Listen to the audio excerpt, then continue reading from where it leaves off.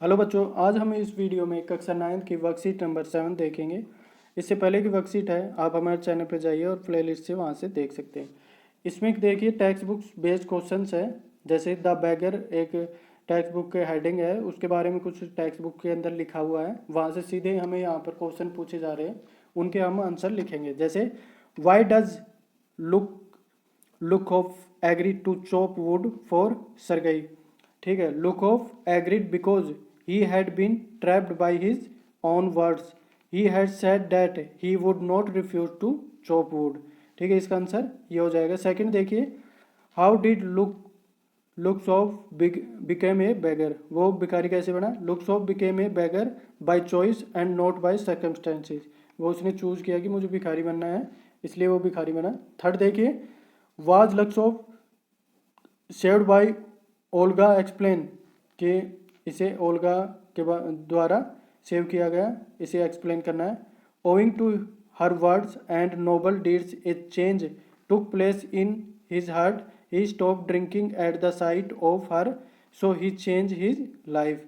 तो इस तरह से इसका आंसर हो जाएगा। फोर्थ देखिए, how can you abolish bagging in your own locality describe, कि आप जो ये भिखारीपना है, ये जो भीख मांगते हैं, उनको कैसे सुधार करोगे, उसे कैसे दूर करोगे।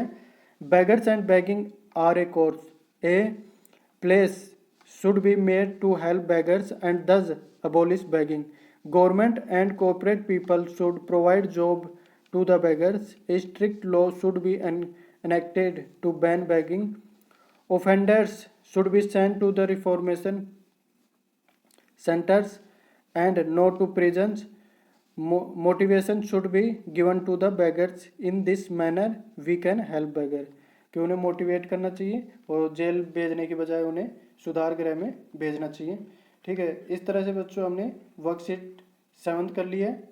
अब हम देखेंगे कक्षा 9 की worksheet number 8, motivation interactive activity, कि हमें इसे मोटिवेशन इंटरेक्टिव एक्टिविटीज़ क्या है। The learner communicate through idea and opinion verbally and non-verbally. Listen, speaking. Teacher will learning hint क्या है? Teacher will create a atmosphere to learn English by motivating student to speak English without hesitating and create situation to converse in English. के ये hint क्या दे रखा है कि teacher को ऐसा माहौल पैदा करना चाहिए कि जो बच्चे बिना हेजिटेशन के इंग्लिश बोल सके। ठीक है, यहाँ देखिए मोटिवेशनल सेशन है, उसे हम पढ़ लेते हैं। Learning a language is to understand other to form connection, कि हम भाषा सीखते हैं दूसरे से कनेक्शन बनाने के लिए। You don't learn to walk by following rule, you learn by doing and by falling over, कि आप केवल रूल के अनुसार ही नहीं सीखते, बाकी आप सीखते हैं गिरने से भी और बाय कुछ करने से भी। ये मोटो है इसका। If you don't make a mistake you can not learn anything, अगर तुम गलती नहीं करोगे तो कुछ भी नहीं सीख पाओगे। All language of the world can be learn in the same way as we learn the mother tongue, सारी भाषाएं जो विश्व में हैं वो उस तरह से सीखी जा सकती है जैसे कि हम अपनी मातृभाषा सीखते हैं। No language can be learn without listening and speaking, बिना सुने और बोले कोई भी भाषा नहीं सीखी जाती। When you listen with understanding and speak with confidence, you can learn to read and write that language easily.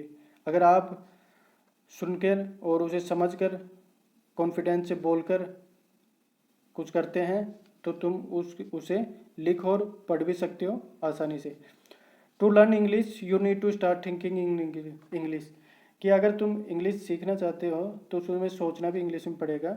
When you want to speak a word or a sentence in English, you probably think of the word sentence in your native language first and then try to think of the convert word sentence in English, कि अगर आप English सीखना चाहते हैं तो पहले अपनी मातृभाषा के अंदर अपने मन में ही सोचें और उसको फिर इंग्लिश में कन्वर्ट करें और फिर ही उस सेंटेंस को यूज करें इंग्लिश का।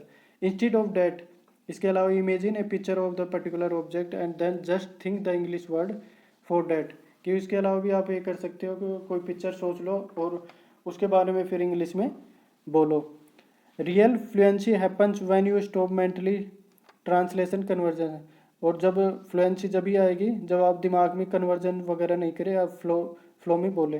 Trying listening not just to what the word mean but how the person speak them, कि आप ये सुनना छोड़े कि शब्द का मतलब क्या है, आप केवल बोलने वाले को ज़्यादा प्रेफरेंस दे कि क्या बोल रहा है। There is an expression in English, use it or lose it, which basically mean if you don't practice on ability you might forget it. ठीक है, उसके बाद देखिए the best way to remember a new word is to use in the right way so it will stay longer in your memory, कि जो आप word सीख रहे हो उसे सही तरीके से सीखे ताकि काफ़ी दिनों तक दिमाग में रहे। When you learnt a new word, try to use it in sentences few time and you never forget it। और आप जो शब्द सीख रहे हो वो new word try in sentence a few time and you never forget it, बार बार उसे दोहराएं ताकि वो भूले नहीं।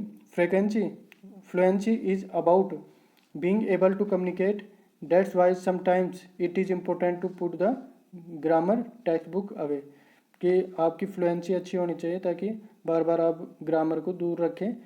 Speaking English fluency isn't the same as the knowing perfect English, grammar के यून नेटिव स्पीकिंग में ग्रामर के मिस्टेक, कि आप फ्लुएंसी में अगर इंग्लिश बोलते हो तो आप केवल उस ग्रामेटिकल इंग्लिश नहीं बोल सकते, आप ग्रामेटिकली मिस्टेक कर सकते हैं अगर आप अच्छी इंग्लिश सीखना चाहते हैं। Don't be afraid of speaking something wrong which stop you to speaking at all, even if you think you are making a mistake keep on speaking anywhere, कि आप तो केवल बोलते रहो, गलतियाँ होती है तो हो जाएंगी लेकिन आप हमेशा बोलते रहें ताकि गलतियाँ होती रहेंगी, सुधार होता रहेगा। Most of the time people understand what you are trying to say even if you commit a mistake, कि आप मिस्टेक करते जाओगे तो मोस्ट ऑफ द टाइम समझते हैं कि लोग की भी मिस्टेक होगी लेकिन फिर भी चल रहा है काम।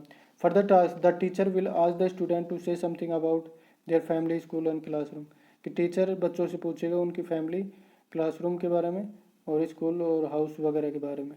ठीक है, इस प्रकार से बच्चों हमने वर्कशीट नंबर 8 कंप्लीट कर लिया है। और भी वर्कशीट के लिए आप हमारे चैनल को सब्सक्राइब कर सकते हैं। धन्यवाद।